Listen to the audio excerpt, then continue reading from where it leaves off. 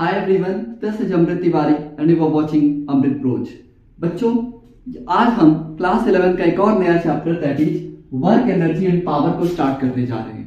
ठीक है बच्चों, इस चैप्टर का लेवल जो है या फिर इस लेक्चर का जो भी लेवल है वो हम ना बच्चों इस तरह से कुछ डिजाइन किए हैं कि ये बोर्ड्स के लिए भी है, किसी भी कॉम्पिटिटिव एग्जाम्स के लिए भी है। ठीक है, अगर आप जेई की प्रिपरेशन कर रहे हैं तो जेई में आप 11th में ही जेई की प्रिपरेशन कर रहे हैं तब भी ये लेक्चर बेनिफिशियल होगा, और आप ड्रॉपर हैं तो भी ये लेक्चर इक्वली बेनिफिशियल रहने वाला है। ठीक है, और साथ में नीट वालों के लिए तो फिर है। ठीक, तो चलिए स्टार्ट करते हैं। देखिए, सबसे पहले हम ये समझते हैं कि हम इस चैप्टर में कैसे कैसे इस चैप्टर में हम आगे बढ़ेंगे, एक फ्लो चार्ट क्या होगा। ठीक है, तो चलो देखो बच्चों, सबसे पहले मैं आपको बताऊंगा कि वर्क क्या होता है। ठीक है, सबसे पहले हम सीखेंगे कि व्हाट इज वर्क। ठीक, अच्छा, आप पढ़ करके आए हो फिर भी आपको कुछ ना कुछ नई चीजें मिलेंगी। ठीक है, चलो वर्क हम जानने के बाद थ्योरेटिकली हम जानेंगे कि वर्क क्या है, उसके डेफिनेशंस क्या है ना। उसके बाद बच्चों हम इन पे न्यूमेरिकल्स करेंगे, मतलब कैलकुलेशंस का पार्ट मेरा रहने वाला है। ठीक है, तो एक बार जब बच्चों हम वर्क जान लेंगे और हम इसको कैलकुलेट करना सीख लेंगे, फिर हम आगे बढ़ेंगे अपने नेक्स्ट टॉपिक की तरफ, दैट इज फिर हम कैलकुलेट करेंगे work done by different forces. ठीक है, डिफरेंट फोर्सेस है ना, ये बहुत इंपॉर्टेंट टॉपिक रहने वाला है आपको, है ना। तो हम पहले सीखेंगे वर्क, फिर वर्क कैलकुलेशन, फिर वर्क डन डिफरेंट फोर्सेस के लॉ। अगर मैं बात करूं बच्चों डिफरेंट फोर्सेस जैसे, तो सबसे पहले हम ग्रेविटी से सीखेंगे कि अगर वर्क डन बाय ग्रेविटी क्या होगा। ठीक है, फिर हम स्प्रिंग फोर्सेस को देखेंगे, है ना। जनरली बच्चों को बहुत सारे डाउट्स आते हैं इसमें। उसके बाद बच्चों हम फ्रिक्शन देखेंगे कि वर्क डन बाय फ्रिक्शन क्या रहने वाला है। फिर उसके बाद बच्चों हम नॉर्मल या फिर टेंशन से देखेंगे। ठीक है, तो इस तरह से ये डिफरेंट फोर्सेस से वर्क डन कैलकुलेट करना सीखेंगे। और एक बार जब हम ये कर लेंगे फिर हम अपने नेक्स्ट टॉपिक की तरफ बढ़ेंगे, दैट इज एनर्जी, है ना। तो ये हमारा होगा, सबसे पहले हम सीखेंगे काइनेटिक एनर्जी कि ये क्या होती है। ठीक है, उसके बाद बच्चों काइनेटिक एनर्जी अब देखने के बाद फिर हम आगे बढ़ेंगे। काइनेटिक एनर्जी से ही रिलेटेड एक और टर्म मिलता है हमको, इस चैप्टर में पढ़ना होता है, और सबसे इंपॉर्टेंट ये थ्योरम है या फिर ये टॉपिक कह सकते हैं, और that is work energy theorem. ठीक है, वर्क एनर्जी थ्योरम अगर मैं शॉर्टकट में लिखूं तो ये इक्वेशन होता है इसका। ठीक है, total work done is equal to final kinetic energy minus initial kinetic energy. ठीक है, इसके बारे में हम देखेंगे। इसके बाद हम डिफाइन करेंगे बच्चों पोटेंशियल एनर्जी को। ठीक है, तो हम क्या करने वाले हैं, पोटेंशियल एनर्जी को डिफाइन करेंगे, और उसके बाद हम इसी में ये इक्वेशन देखेंगे F equal to minus d by d r. और पोटेंशियल एनर्जी से ही हमारा रिलेटेड एक और टर्म है, आप कह सकते हैं इसी में है, दैट इज इक्विलिब्रियम, है ना। फिर हम इस पे देखेंगे कि स्टेबल इक्विलिब्रियम क्या है, अनस्टेबल इक्विलिब्रियम क्या है, वगैरह वगैरह। ठीक, ये हम सीखेंगे। इसके बाद बच्चों हमारा जो नेक्स्ट टॉपिक आएगा that is mechanical energy conservation, है ना। हम मैकेनिकल एनर्जी को कंजर्व करके देखेंगे कि इसमें क्या क्या होता है। एंड देन यहां पे हमारा पूरा एनर्जी का पार्ट फिनिश होगा। फिर हम इंट्रोड्यूस करेंगे बच्चों अपना अगला टॉपिक दैट इज पावर, और पावर के बाद बच्चों हम देखेंगे वर्टिकल सर्कुलर मोशन को। ठीक है, तो इस तरह से हमारा ये पूरे चैप्टर का ओवरफ्लो रहने वाला है ना। तो चलिए स्टार्ट किया जाए इस चैप्टर को। अगर आपको ये नोट करना है तो कर लो, फिर हम आगे बढ़ते हैं। तो आई होप आपने नोट कर लिया है, अब हम आगे बढ़ते हैं बच्चों। ठीक है,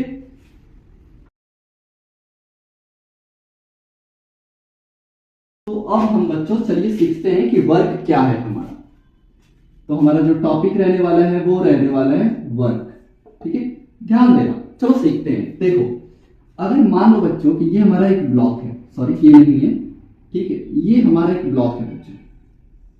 ठीक है, ओके, और हमने इस पे क्या करा कि एक जनरल फोर्स लगाया F एक थीटा एंगल पे, ठीक है। ये हमारा ब्लॉक है, इस पे हमने इस डायरेक्शन में एक फोर्स लगाया जो कि हॉरिजॉन्टल से एंगल बना रहा है थीटा, ठीक है। ओके, अब जरा ध्यान देना कुछ चीजें, ठीक है। यहाँ पे जो बच्चे जनरली मिस करते हैं, ये वाला पॉइंट हमने क्या करा, इस पॉइंट पे फोर्स लगाया है, ठीक है।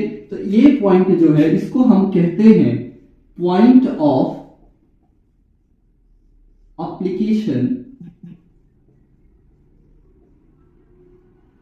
ऑफ फोर्स, ठीक है। Point of application of force, इस पॉइंट को हम कहेंगे। और ये पॉइंट हमारे लिए बहुत इंपॉर्टेंट रहने वाला है वर्क डन के केस में, ठीक है। जैसे समझो कि अगर मैं बात करूं ना, तो अभी ये मेरा पॉइंट है, एक जनरल फोर्स है, यही पॉइंट चेंज होगा तो हमारा वर्क डन भी कैलकुलेट करने का तरीका भी बदल जाने वाला है। बहुत इंपॉर्टेंट पॉइंट है। और जब आप 11th में रहते हो, ये मैं उन बच्चों के लिए बोल रहा हूं, देखो जब आप 11th में हो, अगर अभी आप हो तो अभी समझ लो, लेकिन अगर आप ड्रॉपर वाले अगर इस लेक्चर को देख रहे हो तो देखो, जब आप 11th में रहते हो तो टीचर इस चीजों को समझाता है और फिर आप इसको ओवरलुक करते हो। मैंने भी करा था जब मैं भी 11th में था, लेकिन जैसे जैसे आप ड्रॉपर में जब जाते हो या फिर 11th 12th में जाते, जब 12th में जाते हो या फिर इसी चैप्टर के एंड में जाते हो, तो फिर आपको धीरे धीरे पता लगता है कि यार ये पॉइंट तो बहुत इंपॉर्टेंट रहने वाला है। अच्छे वाले जब क्वेश्चन सॉल्व करते हो, मैं करवाऊंगा भी आपसे, ठीक है, फिर आपको इस पॉइंट की इंपॉर्टेंस पता चलने वाली है। तो जरा ध्यान दो कैसे मैं कह रहा हूं। देखो, अगर मान लो कि ये मेरा ब्लॉक था, ठीक है, मैंने अगर पॉइंट ये कर दिया, ठीक, तो अगर मेरा फोर्स इधर लगा mg, तो क्या मेरा वर्क डन कैलकुलेट करने का तरीका बदल जाएगा? नॉर्मल। अगर मान लो कि फ्रिक्शन की बात करें तो ये ऐसे था ना मेरा ब्लॉक, तो इस पॉइंट पे फ्रिक्शन इधर लगा, ठीक है। तो इस तरह से हमारा जैसे पॉइंट बदलेगा, वर्क डन के तरीके भी बदलेंगे और वर्क डन भी बदलेगा। दैट्स व्हाई बच्चों ये हमारा पॉइंट इंपॉर्टेंट रहने वाला है, ठीक है। अब चलो वर्क डन को डिफाइन किया जाए, है ना। तो अगर मान लो, सबसे पहले मैं इसका डेफिनेशन लिख लेता हूं, a force F acting at a point on a body, then बच्चों work is defined as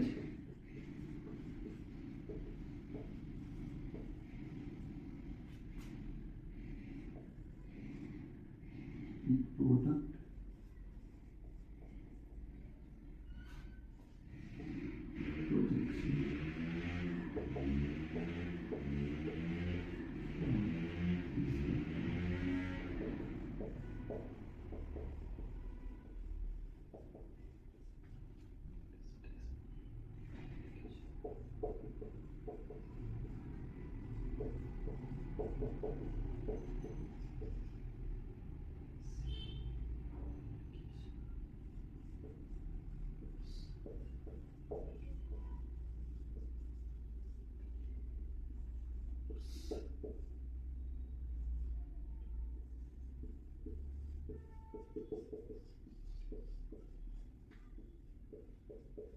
force. जरा ध्यान देना मैंने क्या लिखा।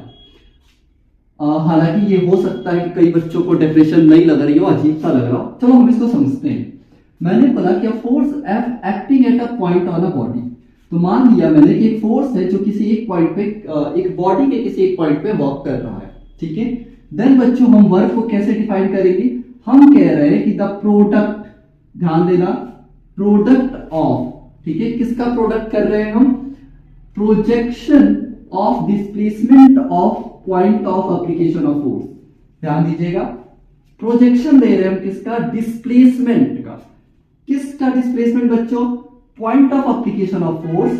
मतलब कि अगर मान लो कि ये हमारा एक वो था, फोर्स लगाया मैंने और ये इस पॉइंट को मान लिया कि इधर ds डिस्प्लेस हो गया, ठीक है। क्या हुआ? ds डिस्प्लेस हो गया। तो हम क्या करेंगे कि इस जो डिस्प्लेसमेंट ये जो आया है ना, इसका हम फोर्स की डायरेक्शन में, फोर्स की डायरेक्शन में इसका प्रोजेक्शन देंगे तो कितना आ जाएगा बच्चों? हमारा डिस्प्लेसमेंट, मैं यहां पे क्यों बना रहा हूं, इधर देखो, ये हमारा डिस्प्लेसमेंट था, ठीक है, ds। तो हम क्या करेंगे, फोर्स की डायरेक्शन में इसका प्रोजेक्शन लेंगे। तो अगर मैं ये डिस्प्लेसमेंट मेरा इधर है और फोर्स मेरा इधर है, तो अगर इसका मैं प्रोजेक्शन लूंगा तो ये कितना आने वाला है बच्चों, ये इस साइड आएगा, that is ds cos theta. क्या इतना ही आने वाला है ना। तो हम क्या करने वाले हैं, projection of displacement of point of application of force along the force and magnitude of the force. मतलब क्या कह रहे हैं कि अगर मुझे ये छोटा सा डिस्प्लेसमेंट हुआ तो जो छोटा सा वर्क डन आएगा बच्चों वो कितना आने वाला है, dw इक्वल टू हम लिख सकते हैं क्या, फोर्स, देखो प्रोडक्ट हो गया फोर्स इनटू इसका प्रोडक्ट, तो that is ds cos theta. तो ये मेरा वर्क डन होने वाला है बच्चों। इसी को हम एक और तरह से लिखते हैं, that is dw equal to f dot ds vector. ठीक है, तो ये मेरा वर्क डन का फॉर्मूला रहने वाला है। हालांकि मैं डिस्प्लेसमेंट ds क्या है, तो मैं लिख सकता हूं small displacement of point of application of force.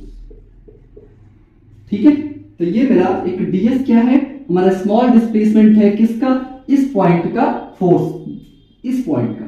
ठीक है, चलो इतनी बातें क्लियर है। अच्छा, थीटा क्या है बच्चों, थीटा जो है वो है हमारा एंगल बिटवीन,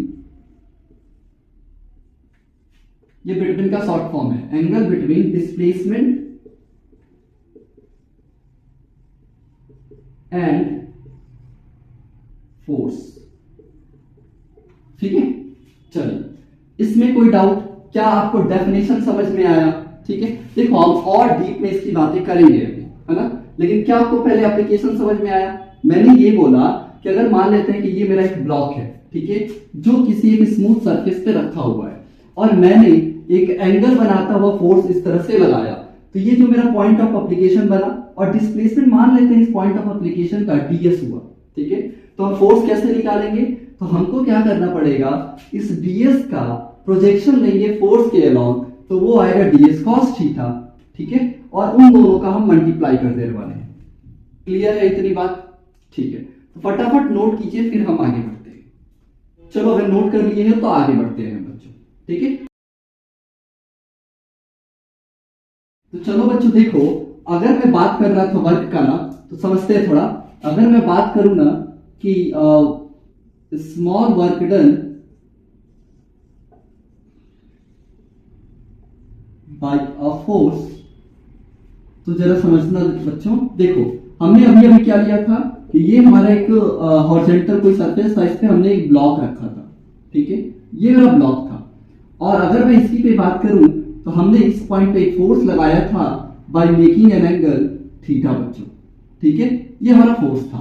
अब अगर मैं देखूं तो हमने क्या मान रखा था बच्चों, इसमें जो हमने डिस्प्लेसमेंट माना था वो स्मॉल डिस्प्लेसमेंट माना था, और यहां से हमने कैलकुलेट किया था, तो जो हमारा वर्क डन आ रहा था वो कितना आ रहा था। अगर मैं वर्क डन की बात करूं तो ये आ रहा था हमारा f vector dot ds vector, या फिर हम इसी को लिख सकते थे f dw that is small work done is equal to f ds cos theta. ठीक है, यही तो हम देख रहे थे। अच्छा, अगर आप यहाँ पे चीजों को देखो तो यहाँ से कुछ चीजें हैं जो इंपॉर्टेंट है और ये आपको याद रखनी है, और इस फॉर्मूले से हमें क्या क्या एनालिसिस करके क्या क्या चीजें मिलती हैं। तो अगर मैं देखूं बच्चों, तो यहां से जो हमने डॉट प्रोडक्ट की बात करी, तो इससे हमें यह पता चलता है कि जो हमारा वर्क डन होगा वो कैसा होगा, वो एक स्केलर क्वांटिटी होगा। तो हम लिख सकते हैं कि work done is a scalar quantity. ठीक है, स्केलर क्वांटिटी। अब जरा ध्यान दो, स्केलर क्वांटिटी का मतलब क्या हुआ कि इसमें डायरेक्शन नहीं है। ठीक है, अच्छा, दूसरे पॉइंट की बात करूं बच्चों अगर मैं यहां से, तो जरा देखो कि ये हमारा जो वर्क डन है वो स्मॉल वर्क डन है। तो अगर मैं टोटल वर्क डन की बात करूंगा तो क्या होगा, जरा देखो ये एक स्केलर क्वांटिटी है, तो इसको जोड़ने के लिए हमको क्या एंगल देखना पड़ता है, नहीं, हम सीधे सीधे इसको जोड़ सकते हैं। ठीक है, लेकिन अगर वहीं पे एक वेक्टर क्वांटिटी होता तो हमें क्या करना होता, हमें उन दोनों वेक्टर्स के बीच का एंगल भी देखना होता, करेक्ट।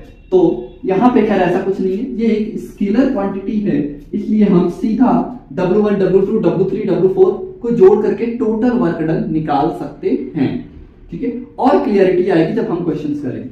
तो अगर मुझे टोटल वर्क डन निकालना होगा तो हमको क्या करना होगा, सीधा जोड़ देना होगा। और एडिशन को कौन बताता है, इंटीग्रेशन। तो हम सीधे क्या करेंगे, इंटीग्रेट कर देने वाले हैं इन दोनों, ठीक है, हमारा आंसर मिल जाएगा, ठीक। अच्छा, एक और पॉइंट आपको याद रखनी है, वो ये है बच्चों कि सॉरी वर्क डन का हमारा यूनिट क्या होता है। यूनिट की बात करूं अगर मैं, तो हम जानते हैं कि इसका यूनिट होता है जूल, ठीक है, जूल। या फिर अगर मैं सीजीएस यूनिट की बात करूं तो वो होता है बच्चों अर्ग, ठीक है। इसके बारे में हम जानते हैं, डिटेल में पढ़ा था हमने चैप्टर नंबर 1 में। अच्छा, अब जरा जान लो कि अगर मैं रिलेशन की बात करूं तो 1 जूल किसके इक्वल होता है, तो ये होता है बच्चों 10 टू द पावर 7 अर्ग के, ठीक है। आपको यहां पे ये चीजें सिखाई गई थी और आप जानते हो कि 1 erg equal to 10 to the power -7 joule, इस रिस्पेक्ट में आपने पढ़ा था। अच्छा, साथ में अगर हम डायमेंशंस की बात करें तो क्या हो जाएगा, डायमेंशन। तो अगर हम वर्क डन के डायमेंशन की बात करें तो आप बड़े आराम से निकाल भी सकते हो कि देखो फोर्स का डायमेंशन निकला होगा और डिस्प्लेसमेंट, दैट इज डिस्प्लेसमेंट क्या होता है हमारा, लेंथ होता है। तो फोर्स और लेंथ को मल्टीप्लाई कर दो तो डायमेंशन बनता है जो बच्चों इसका हमारा वो होता है mL2T-2, ठीक है, mL पे पावर 2 T पे पावर -2, ये होता है हमारा डायमेंशन, ठीक है। यहां तक की बातें क्लियर है, ये चीजें आपको याद होनी चाहिए। अच्छा, अब यहां से देखो कुछ बच्चों को ये भी डाउट होता है कि सर एक बात बताओ कि डॉट प्रोडक्ट क्यों आ रहा है, ठीक है। हालांकि तो चलो इसको नोट करो, फिर हम आगे बताते हैं। चलो ठीक है, मैं यहाँ पे जगह है यहीं पे समझा देता हूँ ये डॉट प्रोडक्ट क्यों आ रहा है। अब डॉट प्रोडक्ट क्यों आ रहा है ये जानना है आपको, तो सबसे पहले आपको ये जानना पड़ेगा कि भाई डॉट प्रोडक्ट होता क्या था, उसकी डेफिनेशन क्या थी, ठीक है। फिलहाल फटाफट ये नोट करो, फिर हम बात करते हैं।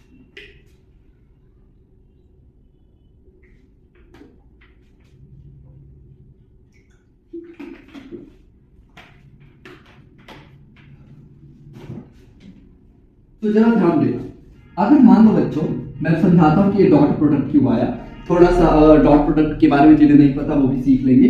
मान लो बच्चों कि ये एक मेरा वेक्टर है ए और ये मेरा एक वेक्टर है बी, ठीक है। इन दोनों के बीच का एंगल है थीटा। चलो, इन दोनों के बीच का एंगल कितना है, थीटा। तो अगर मैं डॉट प्रोडक्ट की बात करूं यहाँ पे कि ए वेक्टर डॉट बी वेक्टर, तो जरा मुझे बताओगे आप कि इन दोनों का डॉट प्रोडक्ट की डेफिनेशन होती क्या है। तो अगर मैं डॉट प्रोडक्ट की बात करूं तो वो कहता था बेसिकली, जो हमारा ये डॉट है ना, ये डॉट प्रोडक्ट बताता था प्रोजेक्शन के बारे में, ठीक है। क्या बताता था, प्रोजेक्शन के बारे में, है ना। इसका मतलब क्या हुआ कि अगर मान लो कि मैं इसका प्रोजेक्शन लूं, मतलब ये हमारी क्या है, लाइट्स है ना, ये अगर लाइट है, प्रोजेक्शन का मतलब क्या हुआ, कुछ बच्चों को इसमें भी डाउट होगा भाई, शैडो। मान लो कि तुमने यहां से एक लाइट गिराई, ठीक है, फॉल कराई, तो क्या होगा, ये अपना एक शैडो फ्रेम करेगा इस वाले पे, ठीक है। ये हमारा क्या करेगा, वेक्टर बी पे अपना एक शैडो लाएगा। तो हम कहेंगे कि ये वाली डिस्टेंस मेरी कितनी हुई, तो अगर हम इसको कैलकुलेट करेंगे तो क्या होगा, ये आएगा a cos थीटा, ठीक है। तो अगर मैं यहां से डॉट प्रोडक्ट को लिखना चाहूं इन दोनों का, तो क्या होगा, हमारा आएगा मैग्नीट्यूड ऑफ b, ठीक है, मल्टीप्लाइड बाई व्हाट, देखो ये a का प्रोजेक्शन b पर, है ना। तो हम लिख सकते हैं कि प्रोजेक्शन ऑफ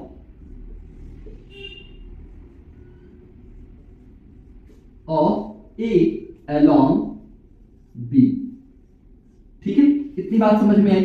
अच्छा, कि हमारा डॉट प्रोडक्ट बेसिकली क्या बताता है बच्चों, प्रोजेक्शन के बारे में बात करता है। इसी तरह से अगर आप चाहोगे तो b का भी प्रोजेक्शन a के अलॉन्ग लिख सकते हो बड़े आराम से। तो अगर मान लो कि आपको ये लिखना है तो ये मेरा हो गया b वेक्टर। क्या दिख रहा है स्क्रीन में आपको, नहीं दिख रहा, मैं यहां लिखता हूं, है ना। तो जरा ध्यान देना कि अगर मैं बात करूं, ये रहा मेरा v वेक्टर बच्चों और ये रहा मेरा a वेक्टर। तो अगर मैं चाहूं कि v का प्रोजेक्शन a के अलॉन्ग लेने को, थोड़ा सा ये स्ट्रेट लाइन नहीं बना था। हाँ, तो ए के अलॉन्ग ले लेते तो हम क्या करेंगे, इसको हम एक्सटेंड करेंगे और यहाँ से एक नॉर्मल ड्रॉ कर ले। तो अगर देखो कि v का प्रोजेक्शन ए के अलॉन्ग लोगे तो क्या आ जाएगा यहाँ से, बोलो ये मैग्नीट्यूड ऑफ ए, और अगर मैं देखूं b का प्रोजेक्शन ए के अलॉन्ग तो ये आ जाएगा मेरा b cos थीटा। तो यहां से हम लिख लेंगे b cos थीटा। ठीक है, तो अगर यहां से देखोगे आप कि a डॉट b, यहां पे ये हमने क्या लिखा a डॉट b, तो ये आया मेरा, अगर मैं इसको सिंप्लीफाई करूं कि a डॉट b की वैल्यू कितनी आ रही है, तो ये आया a magnitude of a magnitude of b और cos थीटा। साथ में अगर b के अलॉन्ग मैंने लिया है, मतलब कि अब मैंने जो प्रोजेक्शन लिया है ये वो क्या लिया, b vector dot a vector, तो इसकी भी वैल्यू क्या रही है बच्चों, magnitude of a magnitude of b cos theta. So हम यहां से ये लिख सकते हैं कि a vector dot b vector is equal to b vector dot a vector. ये बातें मैं क्यों बता रहा हूं, क्योंकि ये बहुत इंपॉर्टेंट है कॉन्सेप्ट्स को सीखने के लिए। तो अगर ये आपको नोट करना है तो नोट करो, फिर मैं बात करता हूं। ठीक है, अब हम बात करेंगे कि हमने वर्क डन में इसका डॉट प्रोडक्ट का यूज क्यों करा। ठीक है, तो बस आपको एक चीज यहाँ पे ये याद रखनी है कि dot product is basically about projection. तो अगर डेफिनेशन की मैं बात करूंगा कि what is the definition of dot product, सुनना शब्दों को ध्यान से, तो मैं लिखूंगा कि देखो the dot product of A and B is defined as the magnitude of the first vector, the product of the magnitude of first vector to the projection of second vector along it। ठीक है, मैं फिर से repeat करता हूं कि अगर मान लो कि मुझे दो वेक्टर्स के बीच का डॉट प्रोडक्ट डिफाइन करना है, तो मैं क्या बोलूंगा, मैं बोलूंगा कि the dot product of two vectors is defined as, देखो the product of the magnitude of first vector, product of magnitude of first vector to the projection of second vector along it। ठीक है, ये definition हुआ। क्या dot product clear हुआ? तो अगर मैं बात करूं कि फिर यहां पे सर वर्क डन में ये डॉट प्रोडक्ट क्यों आ रहा है, तो ये मैं इरेज करता हूं। अब जरा ध्यान से समझना, ठीक है, ये हमारे वैसे भी काम का नहीं है, बस ये कॉन्सेप्ट की क्लियरिटी के लिए जरूरी था। तो देखो, अगर मैं यहां से बात करूं कि वर्क डन में डॉट प्रोडक्ट क्यों आया, तो मैं इसी ब्लॉक को यहां पे रिप्रेजेंट करता हूं। देखो, ये मेरा एक ब्लॉक था, ठीक है, इस पे हमने इस तरह से फोर्स लगाया था, ठीक है, और ये डिस्प्लेसमेंट इधर की तरफ हुआ था। ठीक है, अच्छा, इतनी बातें हुई। फोर्स कितना था मेरा, एफ वेक्टर।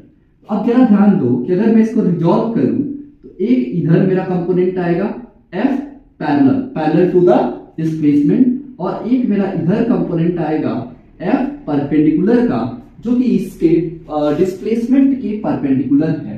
ठीक है, तो अगर जरा देखो कि वर्क क्या होता है बेसिकली, तो मैं ये बोलूं कि क्या मेरा जो फोर्स है वो कितना डिस्प्लेसमेंट करा रहा है, इन दोनों के प्रोडक्ट की बात करूं तो जरा देखना कि जो मेरा फोर्स है बच्चों, वो अगर ये पैरेलल वाले कंपोनेंट को मैं छोड़ दूं, बात ना करूं, तो क्या ये परपेंडिकुलर वाला फोर्स इस ब्लॉक या इस पॉइंट को मूव करा पाएगा?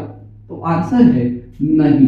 देखो क्या हो रहा है, क्या ये परपेंडिकुलर वाला जो फोर्स था वो इस पॉइंट को किसी भी वे में आगे ले जा सकता है? फोर्स तुम कैसे लगा रहे हो, इधर नीचे की तरफ, और हम कह रहे हैं डिस्प्लेसमेंट उधर की तरफ हो, क्या ऐसा होता है? नहीं।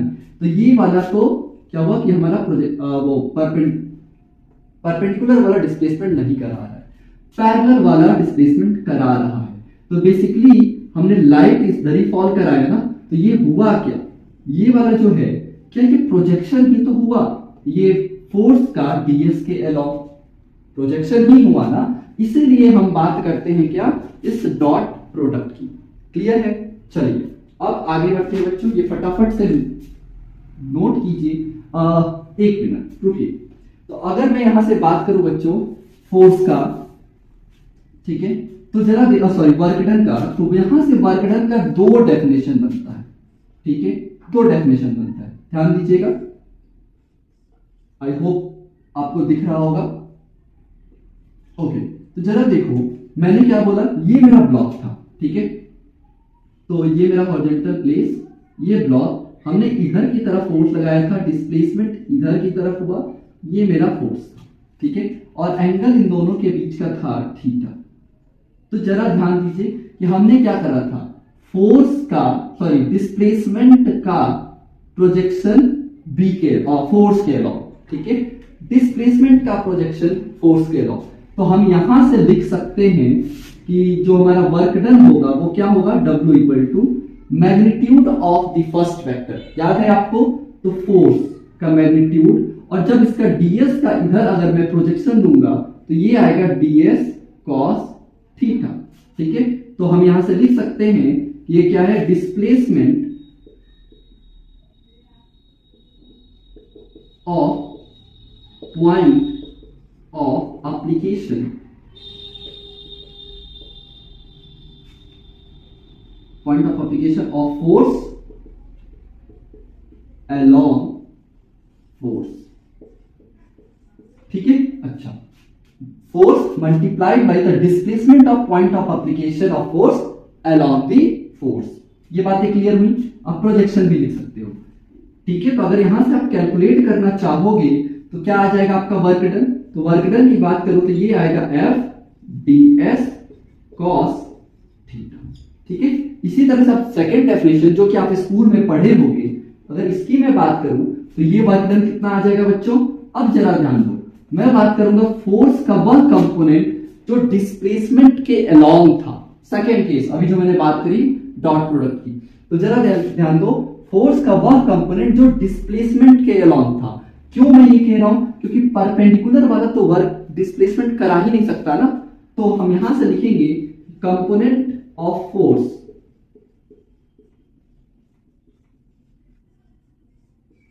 along displacement, ठीक है, component of force along displacement multiplied by displacement, ठीक है। तो अगर component of force along displacement multiplied by displacement, अगर यहां से वर्क डन आप कैलकुलेट करना चाहोगे तो क्या लिखोगे आप, वर्क डन इक्वल टू, अब इसका डिस्प्लेसमेंट के along कंपोनेंट निकालोगे बच्चों तो क्या आएगा, जरा ध्यान दो, फोर्स का इसके along, तो ये F cos थीटा आएगा क्या, हम यहां से लिखते हैं F cos थीटा, ठीक है, multiplied by displacement that is ds। तो अगर इसको भी मैं लिखूं तो ये आ जाएगा F ds cos थीटा। मेरी बात क्लियर है, इससे ये दोनों के दोनों डेफिनेशन सेटिस्फाइड होते हैं, ठीक। तो ये डॉट प्रोडक्ट क्यों आ रहा है, ये बातें क्लियर हुई। चलिए फटाफट से नोट कर लीजिए। अब उसके बाद हम एक समरी की बात करते हैं, फिर आगे बढ़ते हैं। अब जरा ध्यान देना बच्चों, अगर मैं बात करूं तो हमने क्या सीखा कि जो हमारा फोर्स होता है वो होता है dot product of force into displacement, या फिर मैं अनदर वर्ड्स में मैं बोलूं तो हम क्या करने वाले हैं, ध्यान से समझ लीजिएगा इन डेफिनेशंस को, क्योंकि ये आपको अच्छे वाले क्वेश्चंस कराने में हेल्प करने वाले हैं, ठीक है। जरा ध्यान दीजिएगा, अगर मैं बात करूं तो मेरा वर्क डन क्या होता था, तो आपको कुछ नहीं करना है, आपको या तो फोर्स का कंपोनेंट निकालना है डिस्प्लेसमेंट के अलोंग, ठीक है, या फिर डिस्प्लेसमेंट को रिजॉल्व करके फोर्स के अलोंग ले जाना है। बातें क्लियर हुई, ठीक है। Generally F ds cos theta से आंसर आ जाता है। आगे देखिएगा, कुछ क्वेश्चन अभी करेंगे तो और अच्छे से क्लियरिटी आएगी, ठीक है। उसके बाद अगर मैं बात करूंगा तो वर्क डन कैसा होता है, तो स्केलर क्वांटिटी होती है, टोटल वर्क डन निकालना है आपको तो क्या करोगे, सारे को ऐड कर दोगे। ऐड करने का तरीका होता है इंटीग्रेशन। यूनिट होता है बच्चों जूल या अर्ग, ठीक है। अच्छा, ये मेरा स्मॉल लिखा हुआ है, ठीक है, ये जे कैपिटल नहीं है। आपको मैं कई बार बताता हूं कि जब भी कोई यूनिट साइंटिस्ट के नाम पे होती है तो उसका पहला यूनिट अगर नाम लिख रहे हैं तो पहला वर्ड स्मॉल लिखा जाता है, लेकिन आप उसका सिंबल का बात करोगे तो कैपिटल। जैसे कि यहाँ पे जूल के लिए पहला वर्ड मेरा जे जो है वो स्मॉल है, और लेकिन सिंबलाइज किया हूं तो कैपिटल, ठीक है। यूनिट एंड डायमेंशन में मैंने इसकी बात भी करी। फिर आता है डायमेंशन, तो वो होता है ml2t-2, ठीक।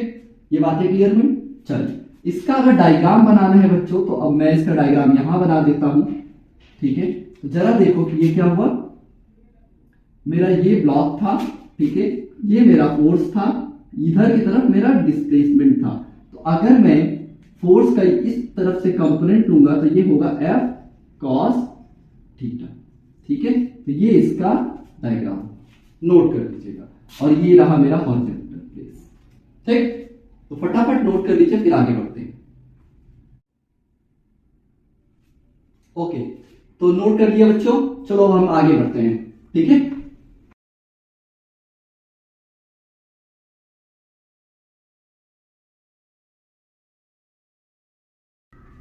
ओके। अब जरा ध्यान देना बच्चों, अब कुछ हम इंपॉर्टेंट पॉइंट्स की बात करते हैं। ठीक, तो देखो, है ना, नोट कर लो तुम भी इंपॉर्टेंट पॉइंट्स करके। देखिए, मान लीजिए बच्चों कि अगर जब आपको फोर्स या फिर डिस्प्लेसमेंट जो है वो कार्टेशियन कोऑर्डिनेट सिस्टम के फॉर्म में दिया हो, मतलब मैं क्या कहना चाहता हूं, मान लो यार कि अगर कोई पार्टिकल है, ठीक है, ये मेरा वाई एक्सिस है और ये मान लेते हैं हमारा एक्स है और इधर की तरफ जेड भी होगा। तो सपोज है कि मान लो ये एक पॉइंट है पार्टिकल, ठीक है, तो कोई पार्टिकल है जो पॉइंट पी से पॉइंट क्यू की तरफ गया हुआ हो। ठीक, तो हम क्या करेंगे, चलो इसका अगर मान लेते हैं कोऑर्डिनेट जो है वो हमको कुछ ऐसे दे दिया हो, x1, y1, z1, और क्यू पॉइंट का कोऑर्डिनेट जो दिया है वो x2, y2, z2 दिया हुआ है। ठीक है, और जो फोर्स है बच्चों वो हमको कुछ ऐसे दिया हुआ है, F vector is equal to what, Fx i cap plus Fy j cap plus Fz k cap. ठीक है, इस तरह से दिया हुआ है और कोऑर्डिनेट सिस्टम ऐसा कुछ है। ठीक है, अब जरा ध्यान दो, जो फोर्स है हमारा वो मैं लिख देता हूं, ये कांस्टेंट है। कांस्टेंट होने का क्या मतलब हुआ कि फोर्स हम बार बार बदल नहीं रहे। ठीक है, एक बार अगर मैंने 2 न्यूटन का फोर्स लगाया है तो 2 न्यूटन का है। ठीक, अब चलो ध्यान देना, अगर इसमें हमने वर्क डन कैलकुलेट करने को बोल दे, ठीक है, तो हम क्या करते थे, जो हमारे पास फॉर्मूला था F डॉट ds वेक्टर, ये तो करते थे हम। ठीक है, तो जरा देखो कि सबसे पहले तो हमें क्या करना पड़ेगा कि ये अगर मान लो कि ये जो हमारा पार्टिकल था ये पॉइंट P से पॉइंट Q की तरफ गया हुआ है। ठीक है, तो हमें इसका डिस्प्लेसमेंट निकालना पड़ेगा, क्योंकि हमें फोर्स तो इस कोऑर्डिनेट सिस्टम में दिया हुआ है, डिस्प्लेसमेंट नहीं दिया हुआ है। तो याद करो कि मैंने तुम्हें जब वेक्टर पढ़ा रहा था मैं, तो हमने आपको क्या करा था, डिस्प्लेसमेंट निकालना सिखाया था इस तरह से। तो हम क्या करेंगे, अगर हमको डिस्प्लेसमेंट निकालना हो, ठीक है, ds या फिर s लिख लेते हैं। ठीक है, तो जरा ध्यान देना, s वेक्टर अगर निकालो तो हम क्या करेंगे, x2 माइनस x1, मतलब फाइनल माइनस इनिशियल। ठीक है, x2 माइनस x1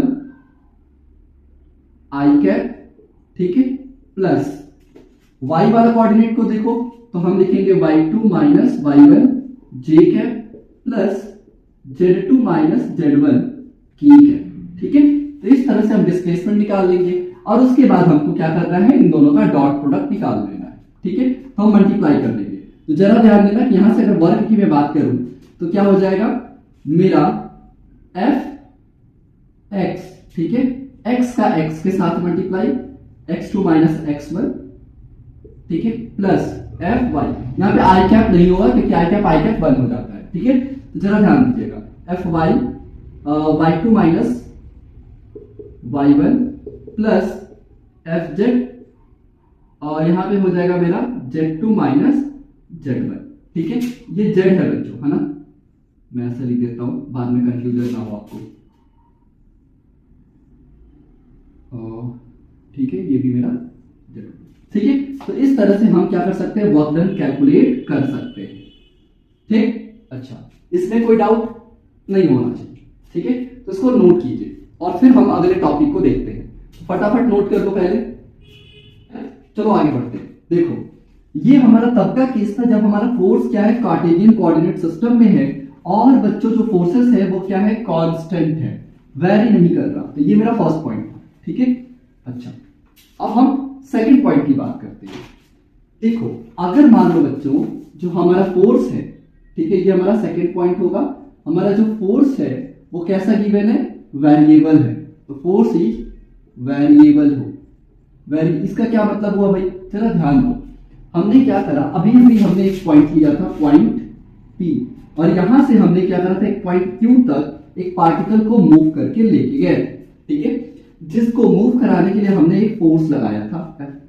अब अगर मान ले बच्चों ये फोर्स है, फोर्स अगर हमने 5 न्यूटन का लगा दिया तो 5 न्यूटन ही रहने वाला है हर जगह। अच्छा, ठीक है, अब जरा ध्यान दीजिए कि ऐसा भी तो कोई केस हो सकता है ना कि सपोज दैट कि मैंने एक ब्लॉक को क्या करा कि मुझे पॉइंट पी से पॉइंट क्यू तक ले जाना था, ठीक है। तो शुरुआत में मैंने धीरे धीरे कम फोर्स लगाया, ठीक है, हो सकता है 1 न्यूटन का लगाया, ठीक है। उसके बाद हमने उस पर क्या करा कि थोड़ा और ज्यादा फोर्स लगाया, दैट इज मान लेते हैं 10 न्यूटन का लगाया, थोड़ा ज्यादा नहीं बहुत ज्यादा लगाया। फिर मैं इस पॉइंट पे आता हूं तो मैं देखता हूं कि यार अब मैं इस ब्लॉक को छोड़ भी दूंगा, बिल्कुल फोर्स नहीं लगाऊंगा ना, तो भी जो मेरा ब्लॉक था वो इस पॉइंट से स्लाइड करता हुआ यहां तक आ जाएगा। मतलब मैंने फोर्स लास्ट में यहां से इस केस में मैंने फोर्स लगाया 0 न्यूटन का, ठीक है। तो हम ये देख रहे हैं कि हमारा फोर्स लगातार चेंज हो रहा है, बदल रहा है, वेरी कर रहा है, ठीक है। तो अगर मेरा फोर्स वेरिएबल होगा तो मैं कैसे वर्क डन कैलकुलेट करूंगा, ये हमारा सेकंड केस है, ठीक। तो चलिए इसको भी समझ लेते हैं। उससे पहले आपके मन में अगर आपने वेक्टर नहीं देखा है तो एक डाउट आ सकता है कि सर मैं अभी जो मैंने इससे पहले वाली केस पढ़ाई that is X cap Y cap J cap, इसका क्या मतलब हुआ। तो देखो कि मान लो मैंने फोर्स लगाया था ना एफ, दैट इज मेरा था क्या एफ एक्स आई कैप प्लस एफ वाई जे कैप प्लस एफ जेड के कैप, ठीक है। इसी तरह से डिस्प्लेसमेंट, मान लो एक पार्टिकल था मेरा बच्चों, ठीक है, अगर वो ऐसे मूव कर रहा है, इसका क्या मतलब हुआ कि वो एक्स डायरेक्शन में भी मूव करा और वाई डायरेक्शन में भी मूव करा, ये एक्स वाला था ये वाई वाला था। तो इस तरह का अगर मूवमेंट होता है तो हम एक्स और वाई, जब पार्टिकल दोनों डायरेक्शन में चलता है तो हमें कार्टेशियन कोऑर्डिनेट सिस्टम में डील करना होता है, ठीक है। इसलिए मैंने वो चीजें बताई थी। आपको पता है तो बहुत बढ़िया, नहीं पता है तो एक बार आप मेरे पुराने वीडियोस को देखिए, ठीक है।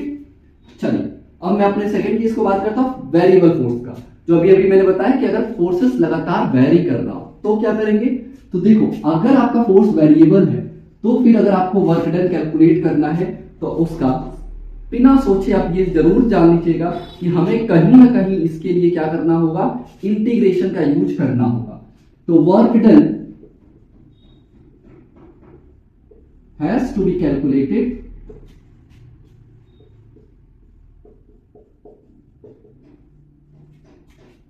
बाय इंटीग्रेशन, ठीक है। अब जरा ध्यान दो, मैंने क्यों बोला भाई ऐसा क्या हो गया कि अगर मेरा फोर्स लगातार वेरी करेगा तो हमें इंटीग्रेशन की नीड पड़ेगी। समझते हैं इस चीज को भी। देखो मान लो ये मेरा ब्लॉक है, ठीक है, लेट अस से दैट ये ब्लॉक मेरा ए, ठीक, और ये जो पॉइंट है वो पॉइंट पी है। अब मैंने बच्चों इस पे फोर्स लगाया, शुरुआत में मैं लगाता हूं 1 न्यूटन का, ठीक है। अब जैसे ही ये इस पॉइंट पे आया, ठीक है, क्यू मान लेते इस पॉइंट पे, अब यहाँ पे जो मैं फोर्स लगा रहा हूं वो हो गया 2.5 न्यूटन का। फिर इधर आया, फिर मैं फोर्स लगा रहा हूं 3 न्यूटन का। इसी तरह से dot dot dot dot dot ये पॉइंट यहां तक आने में, दैट इज मान लो जेड पॉइंट पे आने में मैंने क्या करा, n टाइम्स मैंने अपने फोर्स को क्या कराया, वेरी कराया, ठीक है। तो अब हम क्या करें, इसके लिए हमारे पास सिर्फ एक तरीका है, दैट इज अगर वर्क डन को कैलकुलेट करना है तो हम क्या करेंगे, छोटा सा पॉइंट P से पॉइंट Q के बीच का वर्क डन कैलकुलेट करेंगे। किस फॉर्मूले से, इस फॉर्मूले से, ठीक है, F डॉट ds वेक्टर से, है ना, क्योंकि ये मेरा इनिशियल फॉर्मूला है। तो हम यहां से यहां तक का वर्क डन कैलकुलेट करेंगे। उसके बाद बच्चों क्या करेंगे, हम यहां से यहां तक का वर्क डन कैलकुलेट करेंगे, फिर ये फिर ये फिर ये, इसी तरह से n टाइम्स हम क्या निकालेंगे, वर्क डन निकालेंगे। तो मेरा क्या आएगा हर बार, देखो dw1 आएगा, इसी तरह से हमारा dw2 आएगा, फिर dw3 आएगा, फिर क्या होगा डॉट डॉट डॉट dwn तक आएगा, ठीक है। अच्छा अब देखो मुझे क्या करना है, टोटल वर्क डन जानना है। तो हमको टोटल वर्क डन के लिए क्या करना पड़ेगा बच्चों, देखो अगर मुझे wt चाहिए, t मतलब टोटल, तो आपको इन सारे को ऐड करना पड़ेगा, मतलब dw1 प्लस dw2, ठीक है, plus dot dot dot dwn, ठीक है। तो आप एक एक करके ऐड करो, या फिर हमारे पास जो मैथमेटिकल टूल्स हैं वो क्या है भाई, कि अगर मान लो आपको टोटल वर्क डन चाहिए तो आप इंटीग्रेट कर दो इसी को, ठीक है, f डॉट ds वेक्टर को। क्या मेरी बात क्लियर हुई। तो अगर आप इंटीग्रेट कर दोगे तो इससे आपको क्या मिल जाएगा, टोटल वर्क डन, ठीक है।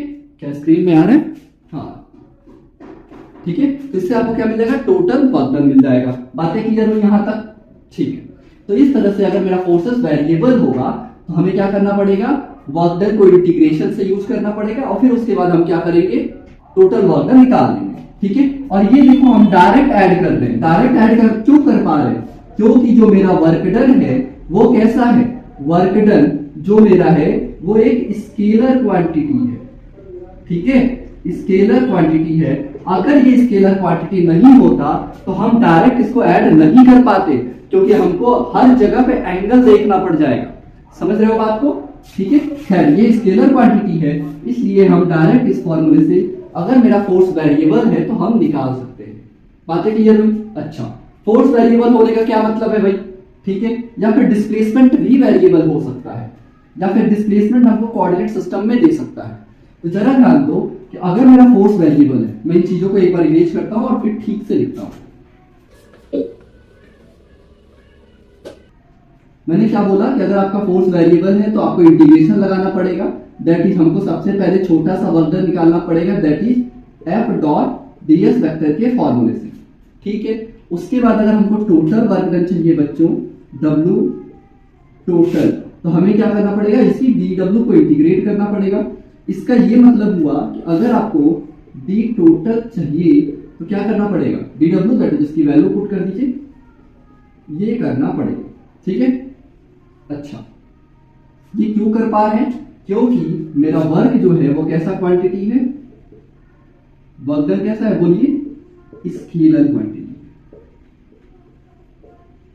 अच्छा, अब जरा ध्यान दीजिए, मैं क्या कहने वाला था, मेरा फोर्स वेरिएबल होगा। तो फोर्स वेरिएबल होगा तो कैसे हो सकता है? देखो, जो मेरा फोर्स है ना वो फंक्शन ऑफ एक्स हो जाए, ठीक है, या फिर जो मेरा फोर्स है वो फंक्शन ऑफ एक्स और वाई दोनों हो सकता है, ठीक है, या फिर जो हमारा फंक्शन है बच्चों वो एक्स वाई और जेड तीनों कंपोनेंट में हो सकता है, या फिर बच्चों कई बार मेरा फोर्स जो है वो फंक्शन ऑफ टाइम भी हो सकता है। तो इस तरह से फोर्सेस वेरिएबल हो सकते हैं। ठीक है, अच्छा डिस्प्लेसमेंट हो सकता है कि आपको इस फॉर्म में भी दे दे, डीएस वेक्टर जो है ना, वो आपको x cap Y cap J cap में भी दे सकता है। तो ये ऐसे भी दे सकता है, डी एक्स आई कैप प्लस डी वाई जे कैप प्लस डी जेड के कैप, है ना? यहां तक क्लियर है? ठीक है, तो अब जरा ध्यान दो, अगर यहां तक में डाउट नहीं है और अगर है कि अच्छा ठीक है ये चीजें आप बता रहे हो, इसमें क्वेश्चंस भी कराओ तो ज्यादा क्लियरिटी आएगी। तो हम एक बार थ्योरीज कंप्लीट करते हैं अभी, ठीक है, फिर हम इसी में लेक्चर में क्या करेंगे, क्वेश्चंस करेंगे और फिर एक एक टर्म को हम डिटेल में ठीक से अप्लाई करके सीखेंगे। देखो न्यूमेरिकल्स क्या करता है, जब हम न्यूमेरिकल की बात करते हैं ना, जैसे आपने थ्योरी पढ़ा ये वाला, तो जब आप न्यूमेरिकल करोगे इसी पे ना बच्चों, तो इसी थ्योरी को वो पॉलिश करेगा, शार्प करेगा, है ना, अलग अलग टाइप से आपको डील करने में हेल्प करेगा। तो हम न्यूमेरिकल्स करेंगे और मैं आपसे भी बोलता हूं कि आप क्या करो, न्यूमेरिकल्स किया करो। कोई न्यूमेरिकल ऐसा है जो नहीं आ रहा है तो आप हमारे टेलीग्राम चैनल, ठीक है, लिंक आपको डिस्क्रिप्शन में मिल जाएगा, या फिर व्हाट्सएप चैनल पे या व्हाट्सएप ग्रुप पे आप क्वेश्चंस पूछ सकते हो।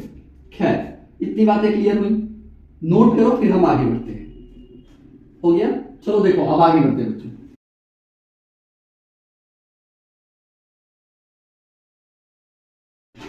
चलिए देखो, तो हमने क्या क्या सीखा बच्चों अब तक? हमने ये सीखा कि अगर मेरा वर्क डन कैसे कैलकुलेट करेंगे, that is F dot D S, ठीक है, वेक्टर। उसके बाद हमने सीखा कि अगर मान लीजिए कि जो मेरा फोर्स है, ठीक है, अगर फोर्स कांस्टेंट हुआ तो हम कैसे सॉल्व करेंगे, फोर्स वेरिएबल होगा तो कैसे सॉल्व करेंगे, और साथ में हमने ये भी देखा कि अगर फोर्सेस कार्टेशियन कोऑर्डिनेट सिस्टम में दिए हुए हैं या डिस्प्लेसमेंट, तो हम कैसे डील करने वाले हैं। ठीक है, अब चलिए हम आगे बात करते हैं, और ये टॉपिक, ये पॉइंट बच्चों बहुत इंपॉर्टेंट पॉइंट रहने वाला है।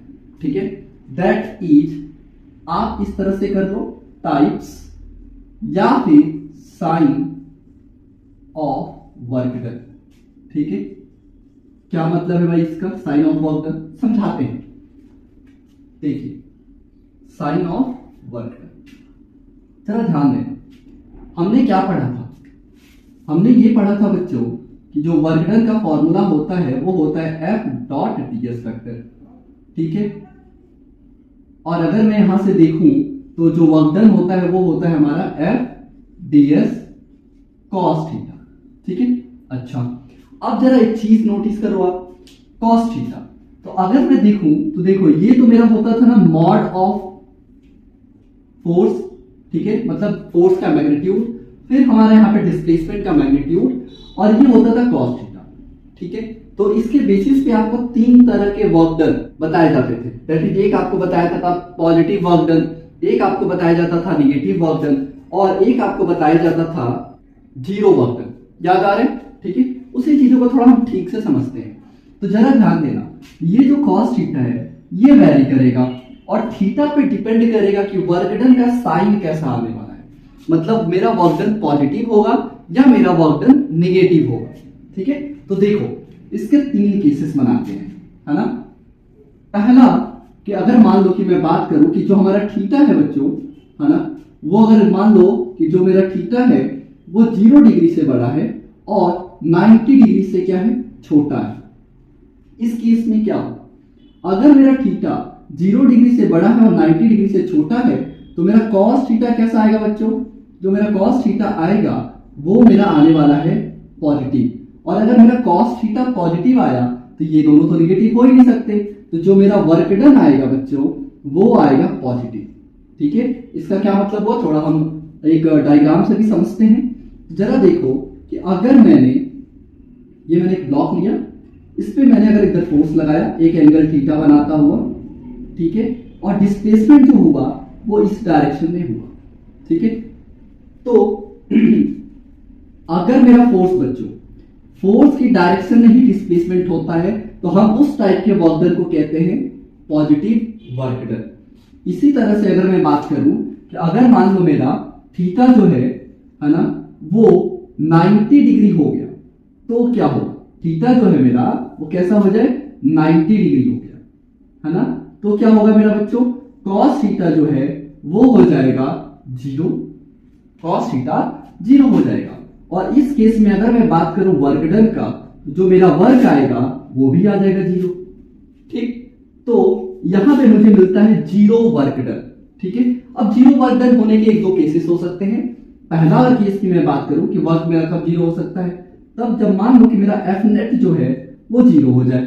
ठीक है, एफ नेट 0 हो जाएगा तो यहां से डिस्प्लेसमेंट भी 0 हो जाएगा, और जब नेट फोर्स ही किसी बॉडी पे 0 है तो डिस्प्लेसमेंट 0 है, और जब डिस्प्लेसमेंट हुआ नहीं तो मैं बोलूंगा वर्क ही नहीं हुआ।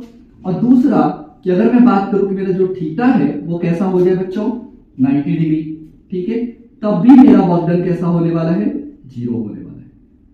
ठीक, अच्छा, ये तो 0 वर्क डन के केस बन गए।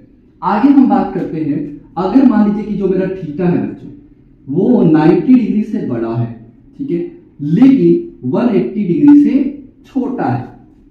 क्या है, थीटा 90 डिग्री से बड़ा है लेकिन 180 डिग्री से छोटा है। इस केस में अगर मैं बात करूं तो जो मेरा कॉस थीटा आएगा वो कैसा आएगा बताइए, ये आएगा निगेटिव। ठीक है, और अगर ये निगेटिव हुआ कॉस थीटा तो जो मेरा वर्क डन बना वो कैसा होगा बच्चों, बोलो, ये भी होगा निगेटिव। ठीक है, अच्छा, जरा समझते हैं क्या बोलते हैं, इस केस को देखते हैं। ठीक है, तो देखो अगर मैं बात करूं कि मेरा cos थीटा निगेटिव हो रहा है, इस ग्राफ में जरा अगर समझना चाहूं, मान लो एक डायग्राम की हेल्प से, तो समझना, ये मान लो कि मेरा ब्लॉक था, ठीक है, हमने क्या करा, इसमें फोर्स लगाया, है ना, समथिंग लाइक दैट, मान लो कि मैंने फोर्स लगाया इस तरह से इधर की तरफ, और डिस्प्लेसमेंट जो है वो इस पॉइंट का बच्चों वो इधर की तरफ हो रहा है, इस साइड डिस्प्लेसमेंट, फोर्स मैंने इधर लगाया एक एंगल से और डिस्प्लेसमेंट इधर हो रहा है। ठीक है, तो ये हो गया मेरा डिस्प्लेसमेंट। तो इस केस में जरा देखना कि ये जो एंगल है मेरा वो कैसा हुआ ना, ये मेरा ऑब्ट्यूज एंगल बना। ठीक है, ऑब्ट्यूज एंगल क्या होता है, ऐसे एंगल जो 90 डिग्री से बड़े हो और 180 डिग्री से छोटे, उसे हम कहते हैं ऑब्ट्यूज एंगल। तो इस तरह से अगर आप देखोगे तो यहाँ पे क्या हो रहा है, थीटा मेरा 90 डिग्री से बड़ा 180 डिग्री से छोटा बन रहा है, और इस केस में जो वर्क डन आएगा वो निगेटिव आएगा। अब इस केस में बच्चे कंफ्यूज्ड होते हैं। ठीक है, जैसे मान लो कि वो कहते हैं कि सर एक बात देखो यार, ये चीजें हमें हजम हो रही है सर, ठीक है, लेकिन ये बातें मुझे कुछ खास पल्ले नहीं पड़ रही, समझ नहीं आ रहा। ठीक है, ये रियल लाइफ में कैसे हो सकता है, मैं किसी चीजों पे फोर्स इधर लगाऊं और वो फोर्स का डिस्प्लेसमेंट उधर हो रहा है, ये चीजें समझ नहीं आ रही। ठीक है, चलो एक एग्जांपल से समझते हैं, है ना। मान लो कि आपने क्या करा, जैसे एक आपने ओवरब्रिज कभी देखा होगा, सपोज दैट ये एक ओवरब्रिज है, इस पे क्या है ना, एक ट्रक खड़ा हुआ है ऐसे। ठीक है, ट्रक वहां पे क्या हुआ कि बंद हो गया, रुक गया। अब उसको स्टार्ट करने के लिए हम क्या करते हैं, उसको मतलब कार वगैरह अगर कभी बंद हो जाता है तो हम क्या करते हैं, उसको धक्का देते हैं। तो सपोज दैट इधर एक पर्सन है, एक नहीं मतलब कई सारे हैं, और इसको धक्का देने की कोशिश कर रहे हैं। अब जाहिर सी बात है वो फोर्स आगे की तरफ लगा रहे हैं, है ना, और भाई 1, 2 या 10% अगर मिलकर के भी एक ट्रक को धक्का दे रहे हैं आगे की तरफ और वो इंक्लाइंड है, तो ट्रक को रोक तो नहीं सकते, ठीक है, फोर्स वो आगे लगा रहे हैं, लेकिन इधर डिस्प्लेसमेंट हो जा रहा है इस डायरेक्शन में, फोर्स इधर है लेकिन डिस्प्लेसमेंट इस डायरेक्शन में हो गया, ठीक है। हालांकि ये गंदा सा एग्जांपल है लेकिन समझो। तो क्या हुआ, यहाँ पे भी जो मेरा वर्क डन हुआ वो कैसा होगा, फोर्स उधर डिस्प्लेसमेंट इधर, निगेटिव। अच्छा, दूसरा केस एक और समझते हैं। मान लो कि हमने क्या करा कि एक जैसे यही मार्कर है, ठीक है, और यहाँ पे एक टेबल है, हमने क्या करा, ऐसे रोल करके ऐसे इधर की तरफ फोर्स लगा करके मतलब ऐसे फेंक दिया, थ्रो कर दिया, ऐसा समथिंग क्या बनाता हूं। सपोज दैट ये मेरा एक टेबल था, ये टॉप व्यू है, ठीक है। तो अब हमने क्या करा, यहां पे एक मार्कर को उठाया ऐसे और रोल करा करके क्या करा, एक मार्कर या सिलेंडर उठाया ऐसे और इधर की तरफ ऐसे छोड़ दिया। तो क्या होगा इस केस में बच्चों, ये डिस्प्लेस तो इधर हो रहा है, ठीक है, लेकिन फ्रिक्शन इस पे इस डायरेक्शन में वर्क करेगा, ठीक है। तो फ्रिक्शन भी तो एक फोर्स होता है ना, तो फ्रिक्शन फोर्स इधर, डिस्प्लेसमेंट इधर, तो यहां पे भी हमारा क्या आएगा, नेट वर्क डन जो होगा वो निगेटिव आएगा। बातें क्लियर हुई। अच्छा, ये वाला एग्जांपल आप छोटे क्लास में देखोगे, वो दिखाते हैं कि कूली जो है वो लगेज को सर पे उठाए हुए है, ठीक है, और वो आगे की तरफ मूव कर रहा है। या फिर दूसरा अगर एग्जांपल की मैं बात करूं, जैसे मान लो कि ये दीवार है, मैंने इस पे लगातार इस तरह से फोर्स लगा रहा हूं, लेकिन जो ये मेरा वॉल है, ठीक है, वो क्या हो रहा है, वो आगे की तरफ मूव नहीं करा। तो मैंने इस पॉइंट पे फोर्स तो लगाया लेकिन इसमें मूवमेंट, डिस्प्लेसमेंट नहीं आया। इस केस में भी मेरा वर्क डन क्या होगा, निगेटिव और जीरो हो जाएगा, ठीक है। तो ये कुछ वर्क डन के टाइप्स या केसेस थे। लेकिन साइन की बात मैंने बोली थी ना, साइन की बात जरा ध्यान दो। कई बार जब अभी आगे आप पढ़ोगे, ठीक है, या फिर अगर आप पढ़ चुके हो, तो कई बार आपको दिक्कत आती है किन चीजों में, कि जब हम बात करते हैं स्प्रिंग का, ठीक है, work done by the spring force, तो क्या होता है कि हमें कई बार कंफ्यूजन होती है कि सर यहाँ पे साइन पॉजिटिव लेना है या निगेटिव, ठीक है। पहला, जब हम फ्रिक्शन की बात करते हैं वहां पे भी कई बार बच्चों को डाउट होता है कि सर यहाँ पे जो मेरा वर्क डन आया उसका साइन पॉजिटिव आएगा या निगेटिव, ठीक है। तो वो चीजें इंपॉर्टेंट है यहीं से। अगर आप इन छोटी चीजों को ध्यान नहीं दोगे, ये जो थीटा है ये बेसिकली डिसाइड कर रहा है बच्चों कि मेरा साइन पॉजिटिव होगा या निगेटिव, ठीक है। और ये जो थीटा है वो है क्या बेसिकली, तो अगर मैं बात करूं, ये जो एंगल थीटा है, मैं यहां लिख देता हूं, कहां लिखूं, यहां पे लिख देता हूं, ठीक है। तो जो मेरा एंगल थीटा है ये है बच्चों angle between force and displacement, ठीक है, ये याद रखना है ना। और एक चीज मुझे और बताओ, मैं 180 पे ही जाके क्यों रुक गया, ठीक है, मैं यहाँ पे 270, 275 के केसेस को क्यों नहीं डील किया, बताओ। देखो, अगर आपको याद आ रहा हो तो जो दोनों के दोनों मेरे जो फोर्स हैं, ठीक है, एंड जो डिस्प्लेसमेंट है, वो दोनों के दोनों वेक्टर क्वांटिटी हैं। और वेक्टर क्वांटिटी में कौन सा एंगल्स लेते थे बच्चों, वेक्टर में कभी भी जो मेरा एंगल होता था वो 180 डिग्री से बड़ा तो हो ही नहीं सकता था ना, क्योंकि अगर मान लो ये वेक्टर है और ये वेक्टर, तो मैं ये वाला एंगल थोड़ी लूंगा, ये वाला एंगल ले लेते थे। तो इस केस में ये एंगल छोटा हो गया, तो या तो वो एंगल एक्यूट बनता है, 90 बनता है, या फिर ऑब्ट्यूज, ठीक है, रिफ्लेक्स एंगल के केसेस ही नहीं आते। खैर, ये साइन की बातें थी, है ना। अब देखो एक क्वेश्चन आया कि कई बार जब हम देखते हैं चीजों को और जब हम कुछ ज्यादा दिमाग लगा लेते हैं, ठीक है, तो हमें ये जैसे कि एक नॉर्मल सा एक क्वेश्चन पूछता हूं मैं, अगर आपको पता है तो कमेंट में आप इसका आंसर बताओ, ठीक है। देखो, मेरा टाइम जो है वो एक स्केलर क्वांटिटी है, वो निगेटिव नहीं हो सकता। मास जो है वो स्केलर क्वांटिटी है, वो भी निगेटिव नहीं हो सकता। लेंथ जो है वो भी एक स्केलर क्वांटिटी है, वो भी निगेटिव नहीं हो सकता सर। तो एक बात बताओ सर, बच्चों का ये डाउट होता है बेसिकली, ठीक है, एक बच्चे ने पूछा हुआ था, तो सर एक बात बताओ, इसी साल पूछा था ये, ठीक है, जब मैं ऑफलाइन पढ़ा रहा था। तो एक बच्चे पूछा कि सर तो फिर ये वर्क जो डन है ये भी एक स्केलर क्वांटिटी है। मैंने बोला हाँ बिल्कुल सही बात है, तो ये निगेटिव कैसे हो रहा है, ठीक है, लेंथ वगैरह तो नहीं हो सकता। अब यहां पे एक क्वेश्चन के आंसर मुझे तुम बताओ, आपको कहीं भी ऐसा लिखा गया है क्या कि जो स्केलर क्वांटिटी है वो निगेटिव नहीं हो सकती? कहीं भी ऐसा लिखा है? नहीं, ये आपने खुद से सोचा है, ये आपके खुद के दिमाग की एक उपज है कि स्केलर क्वांटिटी निगेटिव नहीं हो सकता सर, ठीक है, बिल्कुल हो सकता है। और यहाँ पे निगेटिव होने का मतलब क्या है वो समझो। वर्क डन के निगेटिव होने का यहाँ पे मतलब ये आ रहा है, देखो ये वर्क डन निगेटिव हो रहा है तो बता क्या रहा है, ठीक है। अब यहाँ पे चीजें समझना, अगर मैं बात करता हूं मेरा वर्क डन पॉजिटिव है, क्या है मेरा, अगर वर्क डन जो है वो पॉजिटिव है, इसका ये मतलब हुआ, ध्यान से समझिएगा, इसका ये मतलब होगा कि ये kinetic energy of the body या सिस्टम को क्या करेगा, इंक्रीज करेगा, क्या करेगा, इंक्रीज करेगा, ठीक है। ये बात याद रखिएगा, वर्क डन पॉजिटिव होने का मतलब हुआ कि वो उस सिस्टम का काइनेटिक एनर्जी को इंक्रीज कर रहा है। यार जरा ध्यान दो, मान लो ये ब्लॉक है, मैंने इधर फोर्स लगाया, अभी रेस्ट पे था, तो जब फोर्स लगाया तो मूव करना स्टार्ट हुआ ना, आगे की तरफ मूव कर रहा है। इस केस में क्या हो रहा है कि मेरा इसका काइनेटिक एनर्जी इंक्रीज ही तो हो रहा है। बातें क्लियर हुई? 90 डिग्री में देखो कि इसका क्या मतलब हुआ, काइनेटिक एनर्जी को ये चेंज ही नहीं कर रहा है, तो मैं लिख सकता हूं डज नॉट चेंज।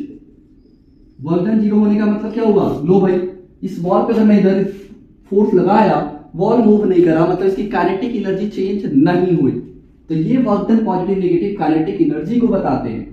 इस केस में देखो, इस केस में क्या हुआ, फ्रिक्शन मेरा अपोजिट डायरेक्शन में है, मतलब मेरा वर्क डन निगेटिव है, तो ये अल्टीमेटली कर क्या रहा है, इस सिलेंडर का जो रोल कर रहा था, इसकी kinetic energy that is speed को लगातार कम कर रहा है, मतलब काइनेटिक एनर्जी को ये क्या कर रहा है, डिक्रीज कर रहा है। काइनेटिक एनर्जी को क्या कर रहा है, डिक्रीज कर रहा है। बातें क्लियर हुई? तो ये मेरा वर्क डन का मतलब था, ठीक है। तो आज के लेक्चर में बच्चों इतना ही, हालांकि मैंने आपको इस लेक्चर के शुरुआत में बोला था कि हम इस पे न्यूमेरिकल्स करेंगे, लेकिन ये लेक्चर थोड़ा ज्यादा लेंथी हो रहा है, इसलिए मैं क्या कर रहा हूं कि इस लेक्चर को अभी यहीं पे समाप्त करता हूं, और जो नेक्स्ट लेक्चर आ रहा है मेरा, उसमें हम क्या करेंगे, इसी से रिलेटेड सारे के सारे न्यूमेरिकल्स करेंगे। जस्ट न्यूमेरिकल्स में बच्चों हम बोर्ड्स लेवल के भी क्वेश्चंस करेंगे, और मेरा ज्यादातर फोकस होगा जो जेईई मेंस के पेपर्स हैं और एडवांस के भी क्वेश्चंस हम देखने वाले हैं, ठीक है। सो आज के लेक्चर में इतना ही, ठीक है। तब तक के लिए take care, bye bye, Tata.